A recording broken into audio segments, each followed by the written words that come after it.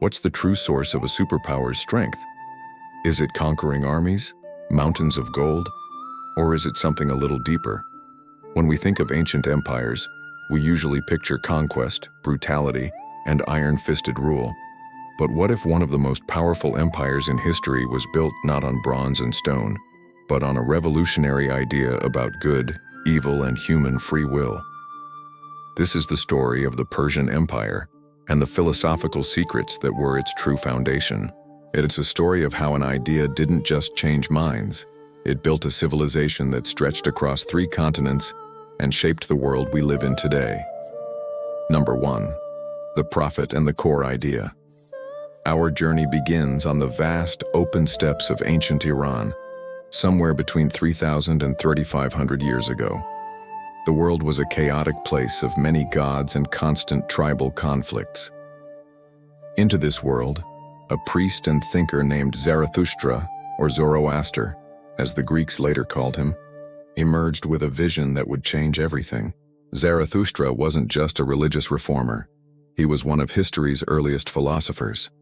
He looked at the world and saw not a confusing jumble of gods, but a grand cosmic struggle between 2 opposing forces.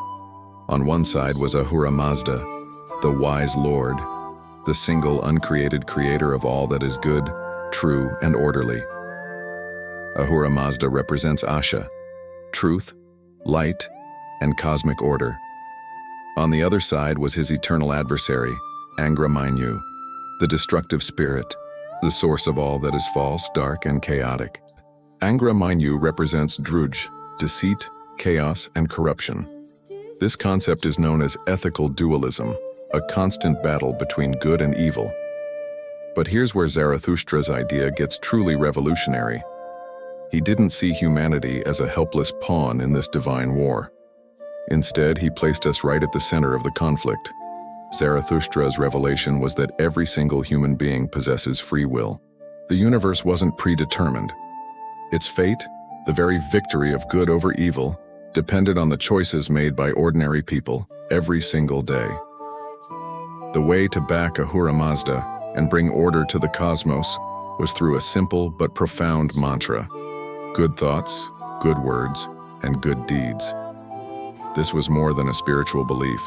It was a philosophical call to action. It gave immense power and responsibility to the individual.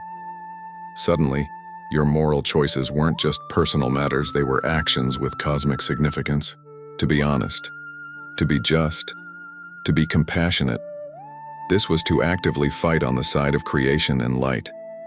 This single, powerful idea wouldn't stay confined to hymns and temples.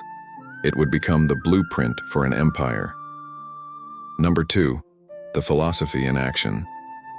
This idea didn't just stay in temples. It shaped the laws of the empire, the actions of its kings, and the structure of its society. The Persian Empire became the first great experiment in running a state on a philosophical principle. Our first case study is the empire's founder, Cyrus the Great. When Cyrus conquered the great city of Babylon in 539 BC, the world expected what had always happened: slaughter, enslavement, and forcing a new foreign god on the conquered. But Cyrus did the unthinkable. His actions are recorded on what is now known as the Cyrus Cylinder, an artifact some consider an early charter of human rights. On this clay cylinder, Cyrus declared a policy of tolerance. He allowed deported peoples to return to their homelands and restored their sacred artifacts. He even funded the rebuilding of temples for gods that were not his own, most famously allowing the Jewish people to return to Jerusalem and rebuild their sacred temple. But why? Why would a conqueror show such mercy?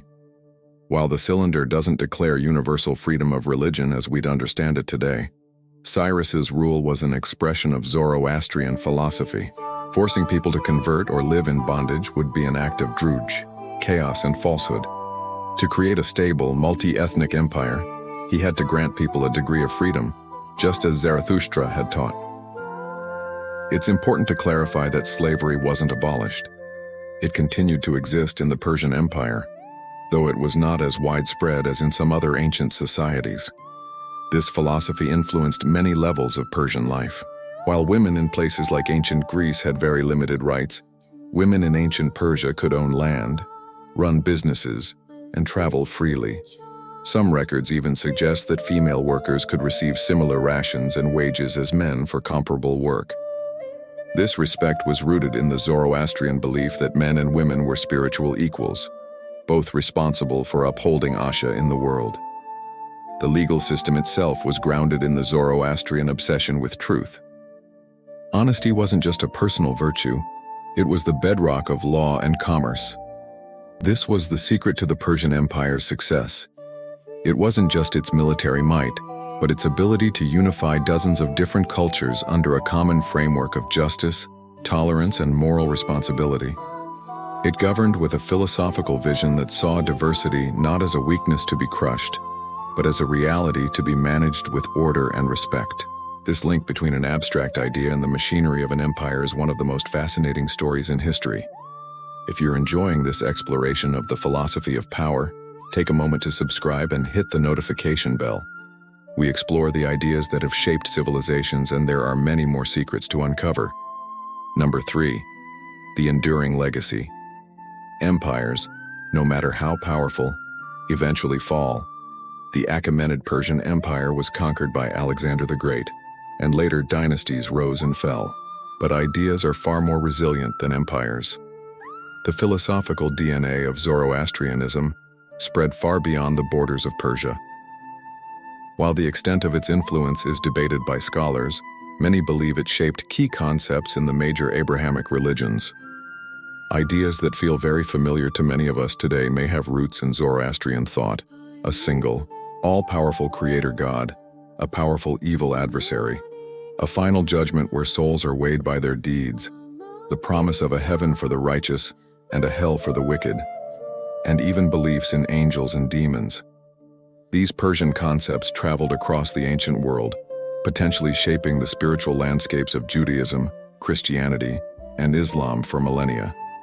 Even within Persia, the philosophical tradition kept evolving. In the 3rd century AD, a prophet named Mani blended Zoroastrian dualism with Christian and Buddhist ideas to create Manichaeism, a religion that saw the world as a literal battleground between a kingdom of light and a kingdom of darkness.